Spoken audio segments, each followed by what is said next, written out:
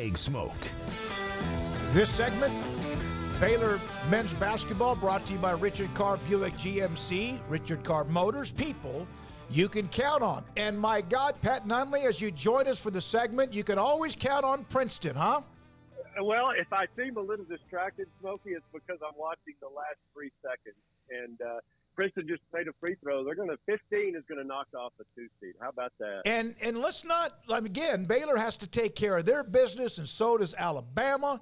But this was a region that it could, if Baylor takes care of their business, affect the Baylor Bears. But right now it's affected a team I think I had winning the whole thing in Arizona. Yeah, it's crazy. And earlier in the day, Furman knocked off Virginia. And tomorrow you've got Baylor at a 3 seed playing Santa Barbara, a 14 seed. That is the magic of March Madness. It's insane. But, it's interesting, too, Smokey. Seth Davis predicted Furman to beat Virginia. Who the other upset he predicted was Santa Barbara over Baylor. So yeah. Bears better come fully loaded tomorrow. Wow. Yeah. And again, especially the way they ended the year. Pat, do you think they can just kind of flip the switch and go back to who they might have been when they won 10 of 11? I do. I really do. At this stage of the game, though, you've got to be healthy, you've got to be playing well, and you have to be confident. And right now, Bears got one of those 3 down. They're fairly healthy, hopefully get Langston Love back. But they have not played well the last couple of games. And I think Iowa State has shaken Baylor's confidence a little bit. They did not play well. They've not been beaten on the glass the way Iowa State beat them on the glass in the Big 12 tournament. I don't know when it was, and I've been doing this forever. I can't remember such a lopsided battle of the backboards. So their confidence is shaken, but their body of work is so good. They knocked off UCLA, they've beaten Kansas, they've beaten Texas, they've beaten Gonzaga. And I feel like they know it's there. They just got to get level set, and hopefully getting out of the gauntlet of the Big 12 is going to help.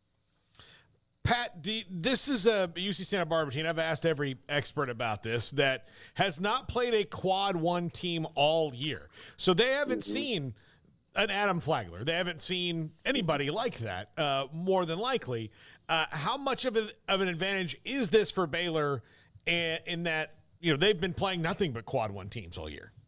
Yeah, I think it's a significant advantage. But here's the thing: with a team like Santa Barbara, you saw it with Princeton just 5 minutes ago.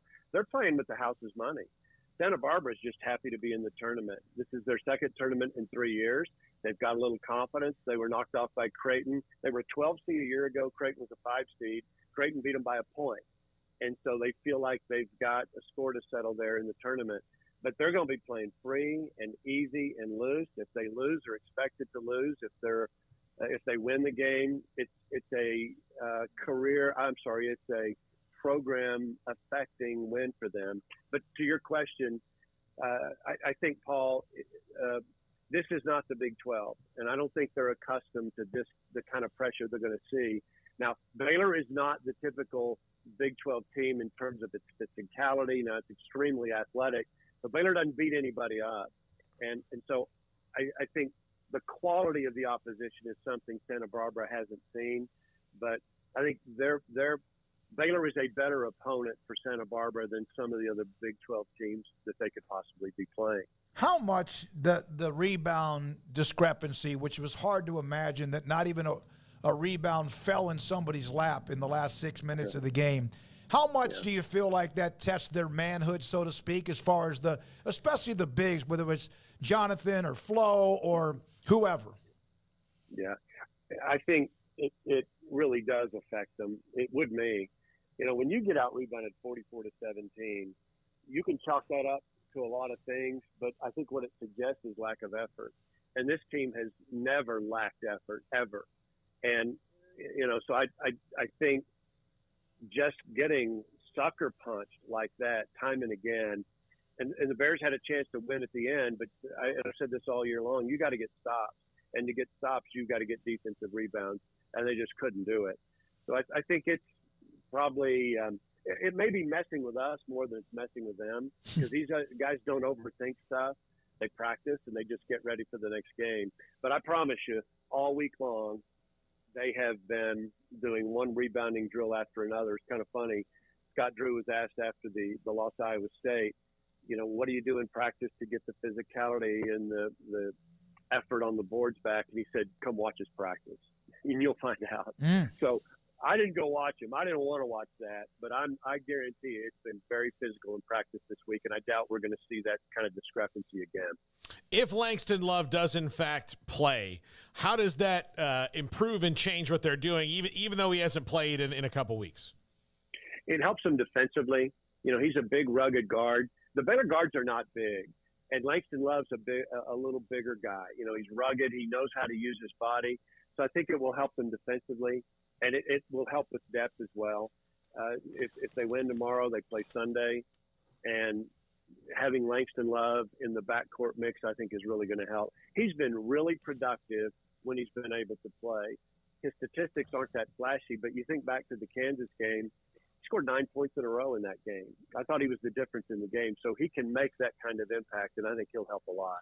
So what will the legacy be of these guys, Flagler, Flo, among a couple of the others that and I don't know what the future is with Cryer. We know JTT's coming back, whatever, but what will be their legacy? They were a part of a national championship team, but the last couple of years disappointing if this doesn't at least get to a second weekend.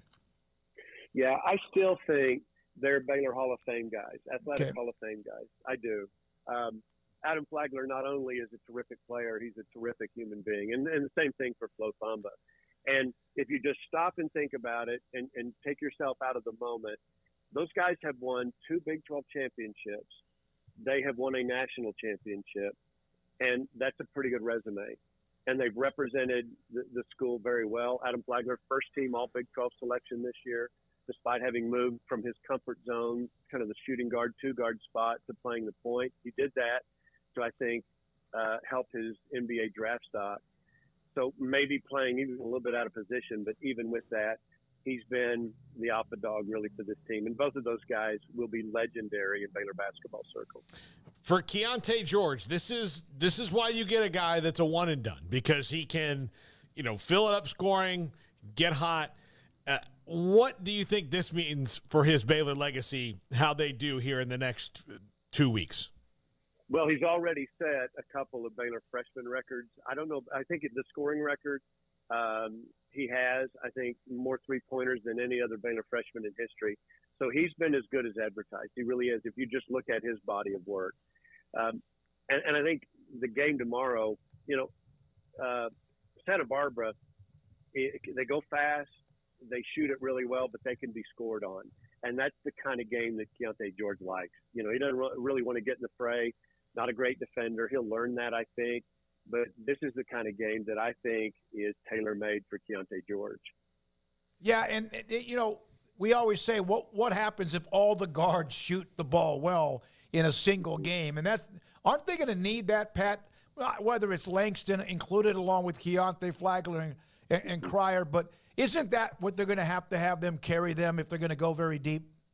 Yes, they do, because I think they need to be great offensively, because in 32 games, you know what you are.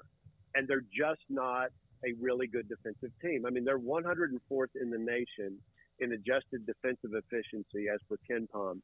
That's their lowest number since the 2009 season. So you're not just going to flip a switch and all of a sudden they're, elite defensively. It's not going to happen. So the guards have got to be great. And I think they will be. I think particularly tomorrow it's going to be a high-scoring game. But even moving forward, their offense has to compensate for their lack of defense. So the good news is they can do that. Because all year long they've been top 5 in the country in offensive efficiency as per Ken Pom. And that's just the horse that they're going to have to ride if they're going to make a deep run in the tournament. You said you didn't go to that practice, but you have been, I guess, based on the way travel is with you and John and others, have you been around them enough to get a feel for how they are the last day or two? I have, and they're upbeat. They're always upbeat. I mean, it really is a mood booster for me to hang around Baylor basketball because they're always upbeat. They're always positive. Scott has been, even as difficult as the practices have been this week, Scott and Coach Jacobs and Coach Brooks and Coach Nunes and all of those guys, Coach Peterson, are optimistic. They're hard. They're difficult. I mean, they deal in reality, but these guys are the most optimistic folks I've ever been around. And I think that's going to pay off. It's too late in the game to panic and to just freak out about what happened against Iowa State. It's just time to get better. And that's been their attitude, and it served them well. Why is tournament basketball at this point? They just got one and done at Kansas City, but there was always still, well, we have another game. Is it because it's do or die? I think so, yeah. And it's just, you've got teams, those lower seeded teams that are playing, as I said earlier, just with house's money. They're just happy to be here. There's no pressure on them whatsoever. And it's just that magic, really, that allows the tournament to produce the kind of upsets that we're seeing. We've already seen in the first day of the tournament 2 significant upsets, and we're just getting started. So I think that's what it is. And you know, Arizona had pressure on it. Other teams are going to feel that pressure where you were expected to win by double digits at least, and then you wake up and you've got a team like Princeton that has a career day, and you get beat and you go home.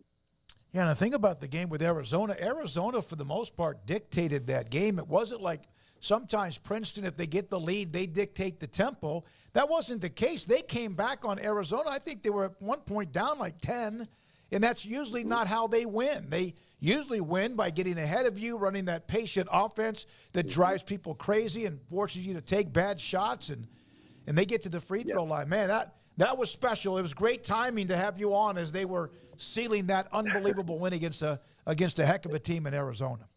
Yeah, and when I think of Princeton, I think of Pete Carril. And they would just slice you up, right? They never had athleticism. They never had guys that wowed you with their ability to explode off the floor and jump 2 feet above the rim. But they would slice you up. And what I saw was Arizona relax a little bit. And when you do that, they start going backdoor. They make ball. They're setting ball screens and cutting to the ball.